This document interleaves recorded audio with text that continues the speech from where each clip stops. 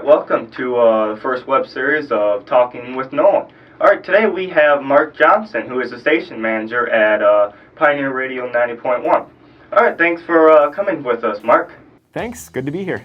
Alright, so some questions I have is, anything that you, besides being a station manager, what is it you do at this radio station? Well, I'm on the air in the mornings from 7 until 9. I host a program called Northland Morning, and what we have is sort of a mix of music and news, weather, sports, information in the morning. We also do community interviews with people like the librarian at the Thief River Falls Public Library. And after that time on the air, most of the rest of my time is spent working with technical issues. But the main reason I called you in today is, tell me about this thing called voice tracking. Well, voice tracking is a pretty commonly used technology at music radio stations. Pretty much every music radio station that you listen to uses voice tracking during some part of their day. Some use it more than others. But basically what it entails is every selection that's being played on the air, every piece of audio, whether it be a piece of music or whether it be an announcement, a commercial, a jingle, a liner, all of that is put into a database, and then the database every day generates a playlist. And within the playlist, there will be certain times during each hour, it could be as many as 6, 7 times each hour, that the announcer will come on and announce what song you just heard, what's coming up next. They may do some live announcements, things like that.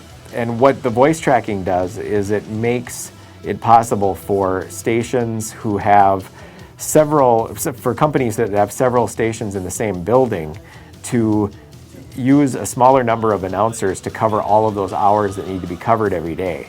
So instead of doing it in real time and having the announcer sit in the studio for, say, a 5-hour shift, instead they can go into a production room and they can record their show in advance.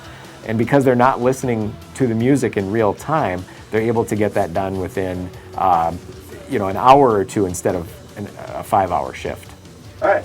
Well, you said earlier that you kind of have your own little segment before you do some interviews and all that stuff with music. Mm-hmm. Do you use much voice tracking?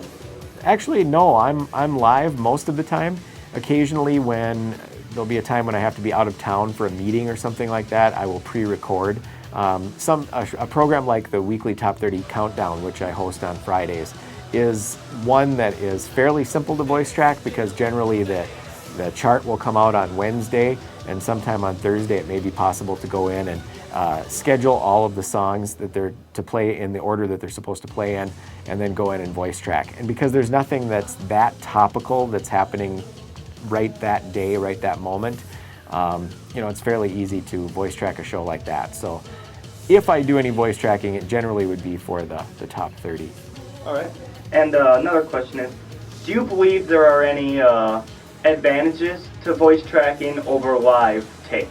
Well, here at the college, a lot of students who don't have prior experience with being on the air live are more comfortable with learning doing the voice tracking, just simply because they can listen back to how they sound. If they make a mistake, they can go back and fix it, and it sort of takes away that element of being nervous in front of the microphone.